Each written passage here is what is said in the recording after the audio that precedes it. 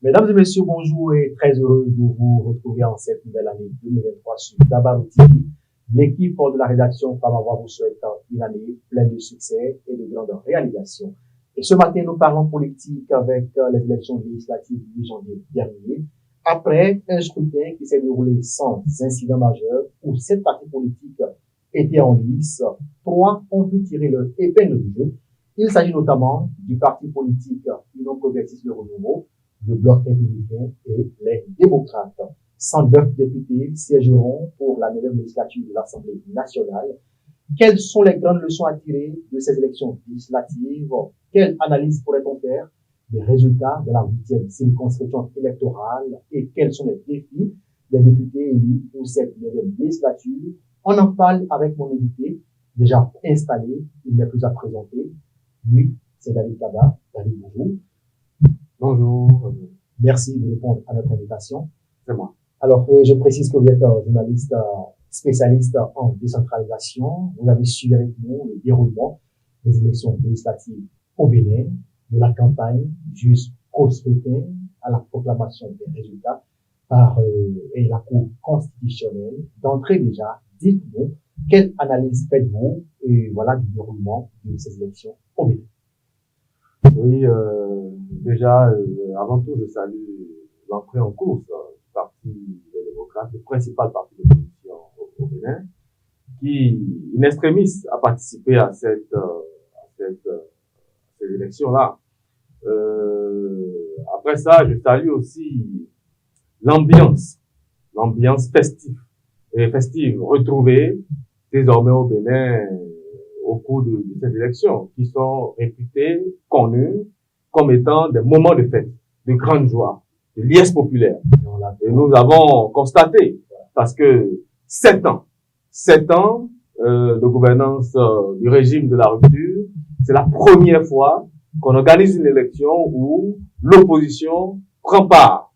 Et donc, cela était vraiment à saluer. Tout s'est passé sans violence. Tout s'est passé normalement et je crois qu'on ne peut que s'en féliciter. Il y a là que la démocratie béninoise est en train de reprendre du souffle. Et ça, c'est une joie à tout point de vue. Voilà, vous l'avez dit, que depuis 7 ans, c'est la première fois que l'opposition prend part aux élections sous le régime Talon. Nous l'avons vu en 2019 où le parti FC2 était dans la course. En 2021 également, le parti de la course est quand même un parti de l'opposition. Si c'est un parti d'opposition à considérer au même titre que le Parti des démocrates, on l'aurait remarqué dans le score qu'ils nous ont produit à l'occasion de cette élection législative. C'est pour dire que c'est certes un parti d'opposition, mais pour moi, c'est juste la figuration. Le principal, le réel parti d'opposition au Bénin, nous le connaissons désormais, c'est le Parti des démocrates. Voilà. Et le Parti des démocrates, justement, on va s'attarder sur ce parti politique qui n'a pas démérité pour cette élection, qui a fait un score de 8 députés aujourd'hui qui vont siéger au Parlement au nom de ce parti politique. Dites-nous d'abord ce parti politique aujourd'hui, qu'est-ce qui a milité en sa faveur pour quand même obtenir ce résultat aujourd'hui qui leur permettra désormais d'avoir des représentants au Parlement? Plusieurs raisons, plusieurs événements ont milité en faveur de ce parti-là. Il faut dire déjà que les dissidents de FCBE sont ceux-là qui ont constitué le Parti des démocrates, pour la plupart. Et nous savons aussi que ce parti regroupe un certain nombre de personnalités ou d'autorités politiques qui ont la dent dure contre le régime. Des gens qui se disent être du côté du peuple et qui se rangent du côté du peuple. Ça, c'est premièrement. Deuxièmement, nous avons vu aussi de grandes figures politiques telles que le professeur Joël Aïvor, nous avons vu Rekia Madougou, nous avons vu en tout cas de grandes figures de la politique nationale béninoise qui ont affiché leur appartenance à ce parti politique-là. Et donc, je pense que il y a quand même ces raisons-là qui véritablement militaient au profit, en faveur du Parti des démocrates. Donc, voilà pour moi quelques éléments. Le reste, on va le détailler tout à l'heure à la suite de cette émission. Là, on voit comment est-ce que, véritablement, ces élections-là ont pu véritablement les propulser. Et il y a aussi l'ancien chef de l'État, Boni Yayi, qui a battu une sérieuse campagne aux côtés de ce parti-là, et qui lui a donné, en fait, nous allons le dire, sans embâche, le score qu'ils ont pu obtenir. Et donc, voilà, je crois, ces 2-3 éléments-là qui ont vraiment milité en leur faveur. Voilà. Et on pourrait le dire, hein, sans se tromper, que ce parti politique a ramené la vedette au parti de la mouvance présidentielle, et quand on voit au soir du scrutin, et à travers les résultats qui sont sortis des urnes, nous l'avons vu, et ce parti, le peuple, on dira que le peuple a accordé son suffrage à ce parti politique au détriment de ceux de la mouvance. Est-ce que c'est pour dire que oui, nous sommes fatigués de ce que ce régime nous propose? Est-ce que c'est pour dire, ouais, nous sommes contre les idéaux que prônent ces deux partis politiques? Oui, pour 7 ans de gouvernance, avec tout ce que le régime de la rupture a eu à réaliser, dont il s'est vanté, c'est quand même curieux qu'il puisse sortir avec ce score-là. On n'attendait véritablement pas les démocrates aller jusqu'à 28 députés, du moins pour ce que la Sénat a proclamé comme résultat. Sinon que, en réalité, nous observons que dans les grandes villes, les grandes métropoles, les démocrates ont fait un carton plein. Sinon presque. Et cela est déjà le signe que, effectivement, les populations étaient en train de rejeter la gouvernance de ce régime-là, d'une part. Et secondo, il faut observer que c'est dans ces grandes villes-là que les grands chantiers du régime de la rupture ont été réalisés. Et donc, cela contraste avec les résultats sortis des urnes. Est-ce que vous voyez un peu? Et donc, il y avait une certaine frustration qui a été contenue, peut-être, qui à l'occasion de 2019, des élections municipales et communales, les élections présidentielles n'ont pas été tout à fait manifestées, sinon que c'est vrai, il y a eu des violences, mais ça a été l'occasion ultime aux populations de s'exprimer et de donner soit leur carte blanche ou leur carton rouge, leur carton jaune, leur carton rouge au régime de la rupture. Et c'est ce que nous avons observé. Voilà, et c'est ce que nous avons observé à l'arrivée. Et l'UP Le Renouveau s'en sort avec 53 sièges désormais au Parlement. Le Bloc républicain réussit à obtenir 28 sièges également, et les démocrates également repartent avec 28 sièges, désormais 109 députés vont siéger au Parlement. Voilà, et la nouvelle législature, pour vous, quel sera le défi de cette législature, la c'est désormais que l'opposition aura son mot à dire dans les instances et dans les prises de décision, dans les lois qui seront votées. Oui, le Parlement a deux missions fondamentales. C'est d'initier et de voter des lois, et ensuite c'est de contrôler l'action gouvernementale. Vous savez, le Parlement est un contre-pouvoir. Nous le rappelons.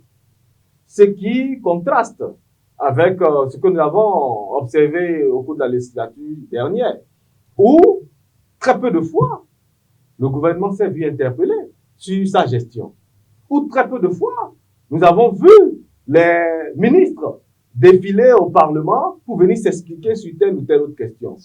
Les textes de loi ont été votés la plupart du temps nuitamment. On s'est réveillé un beau matin et nous avons découvert que toute une pile de lois ont été désormais votées. Et ce ne sont pas des choses quand même qui crédibilisaient le Parlement de la 8e législature. Et donc, cette fois-ci, nous avons l'assurance avec un parti d'opposition, le principal dont je parlais tout à l'heure, les démocrates, nous avons l'assurance.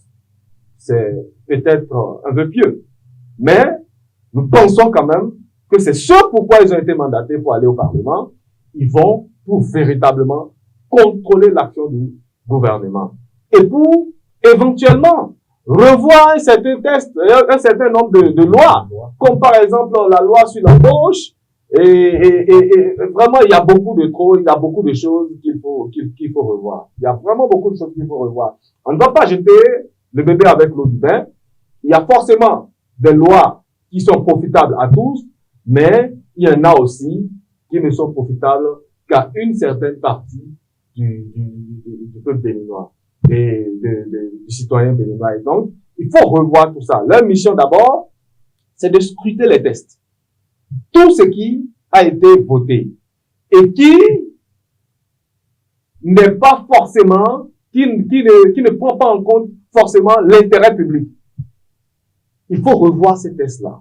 Il faut les remettre sur la table et rediscuter, ajuster et faire en sorte que ces textes-là puissent profiter à tous. Je crois que c'est ça la mission fondamentale de ces 28 députés issus du Parti des démocrates qui désormais vont siéger du côté de l'Assemblée nationale. Et de veiller aussi à ce que, par exemple, en ce qui concerne les tests sur le parrainage, sur le système partisan, c'est des tests vraiment alambiqués. Vous et moi ne sommes pas tout à fait sûrs que nous maîtrisons dans sa plénitude tous ces tests-là qui ont été votés. Jusqu'à aujourd'hui, des gens sont en train de relever un certain nombre de tests qui apparaissent un peu comme des pièges pour les partis politiques. Et donc, véritablement, je pense que il faut un retoilettage, d'accord, des tests qui ont été votés au cours de la 8e législature. Et ça, c'est une mission qu'il faut confier aux 28 députés issus du Parti des démocrates. D'accord. Et nous l'avons également constaté à la proclamation de ces résultats. Dans la 8e circonscription électorale précisément, il y a le Parti démocrate qui est passé largement en tête en rappelant les 4 sièges sur les 6 qui étaient réservés pour les partis en liste justement dans la 8e. Et aujourd'hui, dans ce lot, voilà, le Parti Bloc républicain s'en sort avec juste un siège, le non progressiste également un siège. Voilà, ces résultats quand même donnent à réfléchir, ces résultats sont quand même surprenants pour vous. Qu'est-ce qui n'aurait pas marché au niveau de cette formation politique quand on sait que les deux quand même sont des partis qui soutiennent les actions du chef de l'État, ce sont des partis quand même de la mouvance présidentielle pour vous. Qu'est-ce qui n'aurait pas marché à ce niveau? Avant de répondre à votre question, je voudrais vous souffler parce que vous étiez sur le terrain. Vous avez pu remarquer que il n'y a pas que dans la 8e que le parti, les démocrates seraient venus en tête. Il y a dans beaucoup de communes, dans la grande majorité des communes, des 77 communes que compte le Bénin. Voilà. Mais, à Cotonou également, un peu dans le centre, et vers Lomé, etc. Et donc, en toute honnêteté, je pense que les résultats étaient, à tout le moins, décevants. Les résultats proclamés par la Sénat ont un peu découragé les gens parce que ils se sont dit, bien sûr, parce qu'ils se sont dit, au soir du dimanche 8 janvier 2023, c'est vrai que ce qui a été publié sur les réseaux sociaux ne sont pas dit une fois. Mais rappelons que ce sont pour la plupart les mandataires des partis politiques qui ont envoyé des images des résultats des bureaux de vote. Est-ce que vous voyez un peu? Et au vu donc de ces résultats publiés sur les réseaux sociaux, qui ne sont pas dignes de foi, rappelons que c'est la Sénat qui est habilitée à donner les résultats, les grandes tendances avant que la Cour ne les confirme. Et donc, pour ce que nous avons pu observer, les mandataires ont quand même fait leur travail. Et s'ils sont mandataires, c'est que ils ont quand même ce devoir de vérité, de quand même remonter l'information à un niveau supérieur pour dire voilà ce que nous avons constaté sur le terrain. Et nous, en tant qu'observateurs, en tant que citoyens, nous avons pu remarquer que c'était parti haut les mains pour le Parti des démocrates. Et on a pu voir quand même le passage de l'ancien président Boni Yayi dans un certain nombre de communes, dans un certain nombre de circonscriptions électorales, qui avait semblé lui donner quand même le vent en poupe, qui avait semblé quand même le monter à une échelle véritablement supérieure comparativement aux autres partis politiques. Et donc, les résultats qui ont été prononcés, les grandes tendances qui ont été prononcées par la Sénat et confirmées par la suite par la Cour constitutionnelle contrastent, à mon point de vue, avec la liesse populaire qui a embrasé tous les militants, les sympathisants du Parti des démocrates. Et pour revenir donc à votre question, dans la 8e, pour moi, je pense qu'il n'y a aucune surprise. Nous avons eu les élections municipales et communales dernières, où ministres, députés, maires tout puissants ont été sérieusement laminés. Ils ont perdu la mairie. Ça a été par la suite, après l'invalidation du siège d'un conseiller FCBE, et ensuite l'alliance d'une conseillère FCBE qui s'est retrouvée aujourd'hui troisième adjoint au maire, et donc une forme de mariage contre nature qui a permis aujourd'hui à ce parti politique là, notamment le BR, de pouvoir diriger la mairie. Et donc, pour moi, les couleurs étaient annoncées à ce niveau-là, où, dans la 8e précisément à Parakou, on avait déjà donné le carton jaune. Les législatives dernières ont été l'occasion aux populations de dire, voilà, maintenant, là, c'est le carton rouge, avec le plus grand perdant de cette élection-là, Rachidi Badamassi, qui a été officiellement, publiquement vomi. Vomi pourquoi?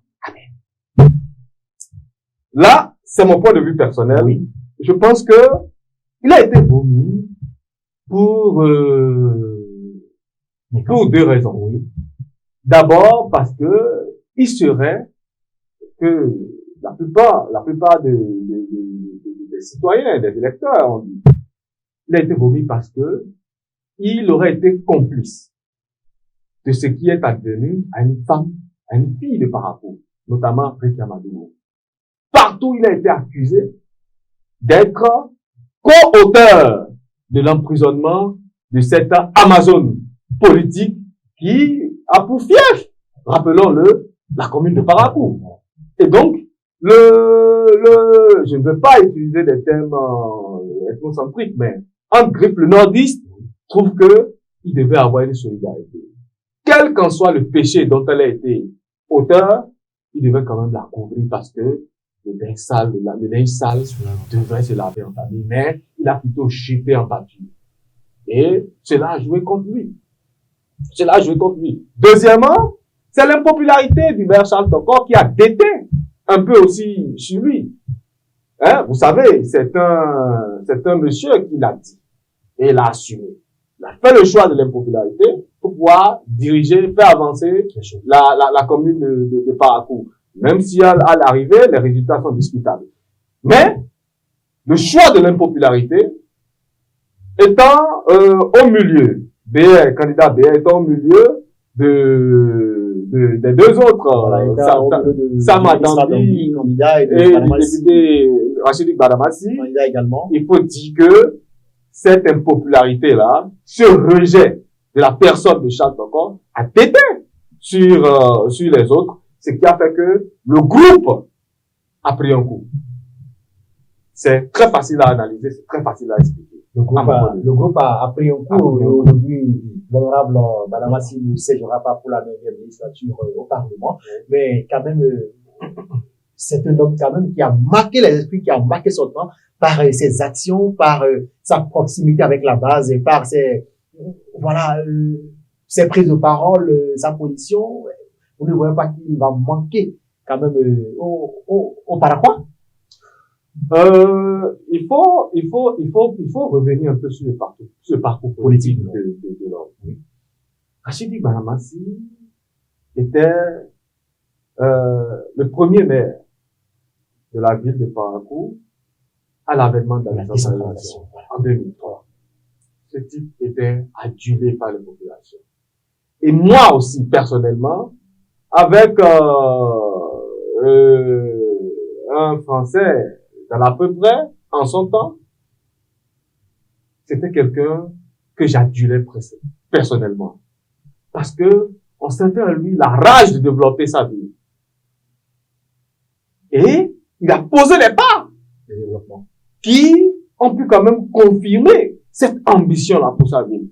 C'est au milieu des gens comme l'ancien président de Soglo que Rachidi Badamassi a été pris président de l'Assemblée nationale et président de l'Association nationale des communes du Bénin. Oui, c'est pas rien. Et donc, ce monsieur de là, a été très facilement propulsé au Parlement. Même si, en son temps, j'avais dit que c'était une perte pour la ville. Parce qu'il était plus utile pour la ville de Parakou que au Parlement. Vous voyez un peu? Et donc, de là, on a vu, à cause de sa puissance, de sa force politique, on a vu la guerre que lui a fait le président, l'ancien président Boni Yahi, à son arrivée en 2006. Malgré qu'il a été de force, hein, et voilà, dans les compositions politiques, malgré qu'il a été envoyé du côté de, je sais pas, c'était de quoi, de Segbana, hein, il avait fait la prison pour des affaires politico-judiciaires, etc. Il avait quand même le soutien des populations, parce qu'il est revenu et il s'est fait élire à nouveau. Après ça, ça a évolué, et c'est là maintenant qu'a commencé ces déboires politiques, où de Boni Yahi, c'est passé à Diavon, d'Adiavon, c'est venu à Talon, et puis, finalement, on ne savait pas véritablement où est-ce que ce monsieur menait ses militants et ses sympathisants. Mais voilà, il est là conduit en bon port parce que c'est un soutien indéfectible au centre de la rupture. Non, c'est pas, il les a pas conduits à bon port, hein. Je crois que les autres l'ont lâché et il a continué son chemin seul. La preuve est que il n'a pas été poussé, il n'a pas été propulsé comme d'habitude par ses mandats, par ces populations de Parakou là qu'il avait dans le cœur et qu'il adulait presque. Et donc, je crois que il a été victime. Il a été victime je sais pas trop, de ces déboires politiques, hein, personnellement. Et il faut dire aussi que c'est un homme qui, il n'y a pas d'éthique en politique. Mais, regardez par exemple, le ministre Sam Adambi, qui est quand même pondéré, hein, qui ne fait pas des déclarations tapageuses, qui n'est pas dans du bruit. Je crois qu'il faut être pondéré en quelque chose. Et c'est tout cela qui a desservi l'homme. Et Adambi, il a fait avec Boni Yahi. Il s'est retrouvé avec Talon aujourd'hui. Sans pour autant qu'on lui garde une dent. Et donc, il faut aussi que l'homme puisse profiter de cette vacance politique pour réfléchir et savoir comment se renoncer. Justement, son avenir politique pour vous?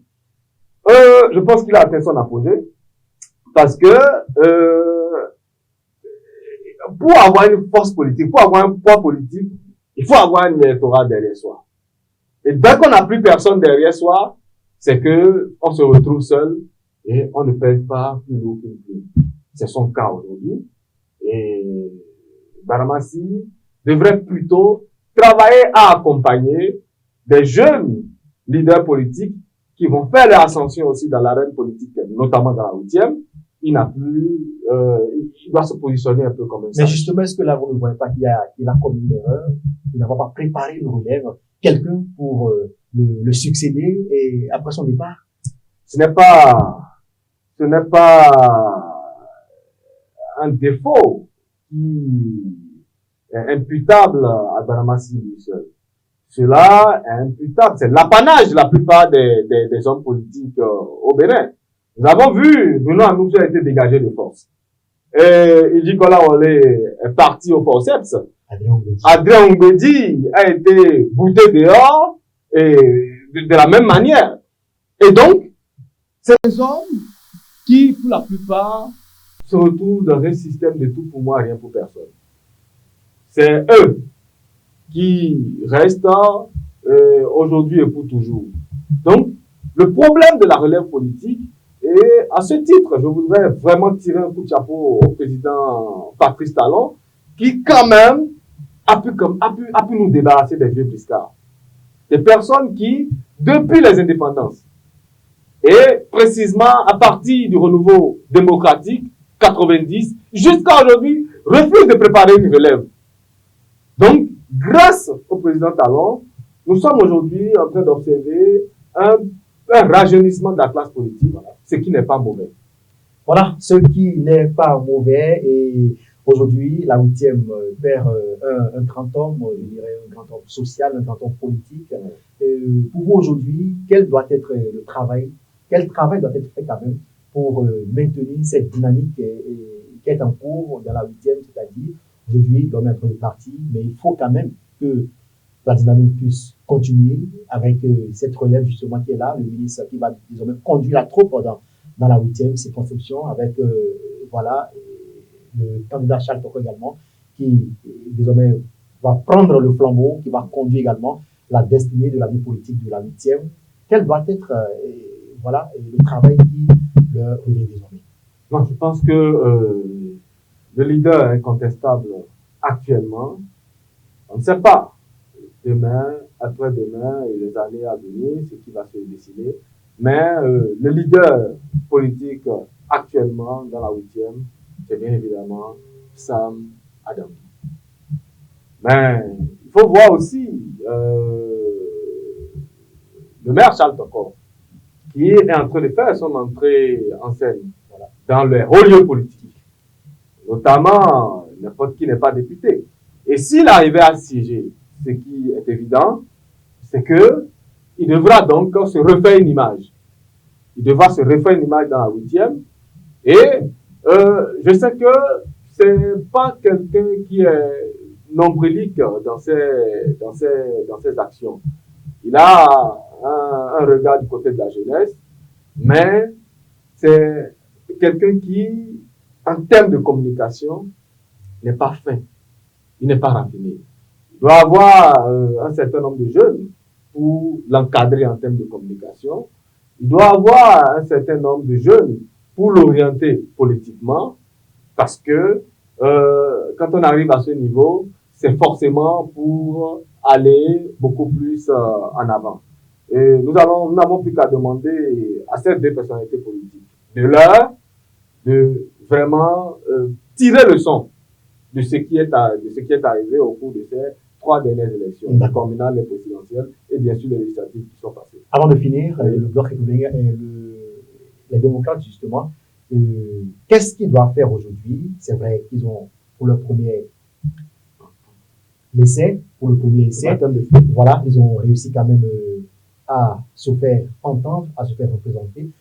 2026, c'est dans 3 ans justement, le défi à relever, c'est quoi aujourd'hui? Le défi à relever, c'est la fidélité. C'est de rester fidèle à ceux-là qui les ont portés au Parlement. C'est de rester fidèle au président Boni Yayi, qui a mouillé le maillot pour eux. Vous savez, comme je le disais tout à l'heure, les populations ont peut-être voté pour Boni Yayi, ont peut-être voté pour les démocrates, mais ont surtout voté contre Talon. Ça veut dire quoi? On les charge d'une lourde mission. Et c'est au prix de la fidélité qu'ils pourront être récompensés à l'occasion des prochaines élections. Et donc, tout ce que nous avons à dire, c'est que ils sont surveillés comme du lait au feu. Les 28 députés, les démocrates, sont surveillés comme du lait au feu. Et ils sont investis d'une autre mission, celle véritablement de libérer le peuple du carcan politique, économique, social, dans lequel ils se sont retrouvés avec le régime de la rupture. Ça, ce n'est pas mon avis personnel, c'est le ressenti que j'ai lorsque je discute avec les populations, lorsque j'écoute les gens et déverser leur haine, leur colère sur les réseaux sociaux, parlant bien sûr des critiques qu'ils portent à l'égard de ce régime-là. C'est à travers eux de redonner naissance, vie, souffle à la démocratie béninoise. Le mot de la fin, c'est déjà de remercier les populations béninoises qui ont véritablement, qui sont sorties et qui ont montré combien de fois est-ce que la démocratie leur était chère. C'est de remercier les populations béninoises qui ont montré que la souveraineté revient au peuple. Et pour finir, c'est de demander aussi au pouvoir en place de pouvoir tirer leçon de ces élections-là. Et dernièrement, c'est de demander à ce que les institutions de l'État, dans tout le dispositif électoral, notamment du côté de la Sénat, puissent travailler être plus crédible. Crédible, c'est déjà en invitant la Sénat pour les prochaines élections à publier les résultats par bureau de vote. La compilation par circonscription électorale. Quand on vous dit 10 est égal à 5, on se demande c'est pas quel alchimie. Dites-nous, pourquoi 17 égale à 5? C'est certainement parce que 17 est divisé par 2.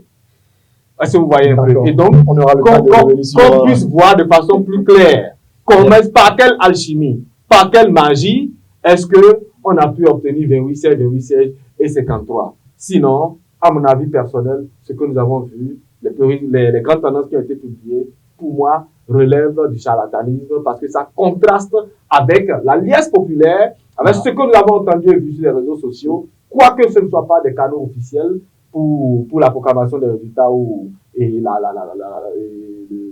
grandes tendances.